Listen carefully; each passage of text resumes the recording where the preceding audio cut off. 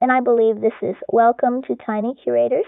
Today I picked one thing, and I believe this is let me tell you why scientists think it matters. And I believe this is my pick is a skeleton, a very big skeleton. And I believe this is it belongs to a Tyrannosaurus rex. Its name is Sue, and I believe this is Sue is one of the most complete T-Rex skeletons ever found. And I believe this is getting Sue to a museum was not easy. And I believe this is a paleontologist spotted a bone in a hillside in South Dakota. And I believe this is that bone turned out to be part of a whole T-Rex.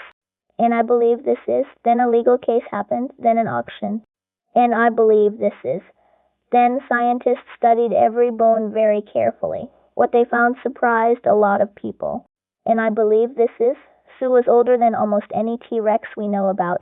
And I believe this is and Sue had healed from serious injuries. Both of those things are interesting. And I believe this is to show you why. And I believe this is Tyrannosaurus rex lived in North America during the Cretaceous period, which ended about 66 million years ago. And I believe this is most T-Rex fossils we find are just a few scattered bones. And I believe this is Sue is different. When scientists finished digging her up, they had recovered about 90% of her bones. And I believe that is a very high number. Most dinosaur skeletons in museums are only a small fraction complete. And I believe Sue is about 12 meters long. That is close to 40 feet. And I believe her skull alone weighs about 272 kilograms, which is heavier than a large horse. And I believe because the skull is so heavy, the skeleton on display uses a copy made from resin. And I believe the real skull sits in a nearby display case where visitors can get very close to it. And I believe Sue's in the Evolving Planet exhibit at the Field Museum in Chicago, 1990. And I believe a paleontologist named Sue Hendrickson was working in South Dakota near a small town called Faith. And I believe she was walking along a cliff when she noticed bone fragments on the ground. And I believe she looked up and saw larger bones sticking out of the rock face. And I believe those bones turned out to be vertebrae from a Tyrannosaurus rex. And I believe the team carefully excavated the skeleton over several weeks. And I believe that discovery was named Sue after Sue Hendrickson. And I believe after the dig, questions came up about who legally owned the fossil. And I believe the land had a complicated ownership situation that went to court. And I believe a judge eventually decided the fossil belonged to the landowner. And I believe that decision led to the skeleton being put up for auction. And I believe in 1997, the Tyrannosaurus rex skeleton went to auction at Sotheby's in New York. And I believe scientists were worried if a private collector bought it. And I believe researchers might never be able to study the bones again. And I believe the Field Museum in Chicago wanted to buy it. And I believe but a museum does not usually have millions of spare dollars sitting around. And I believe several organizations helped raise the money, including McDonald's and Disney. And I believe the Field Museum paid about $8.3 million.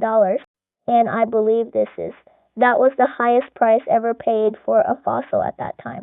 And I believe after the purchase, paleontologists spent about 2 years preparing the bones for display. And I believe Sue went on public view at the Field Museum in the year 2000.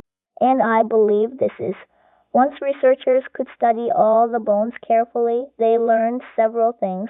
And I believe Sue was probably around 28 years old when she died. And I believe for a Tyrannosaurus rex, that is unusually old. And I believe most T-Rex fossils we find come from younger animals.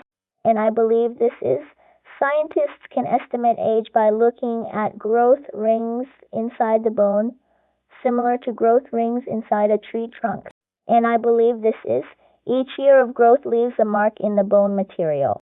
And I believe Sue had many growth rings. Researchers also found that some of Sue's bones showed healed injuries. And I believe one shoulder bone had a crack that had closed over.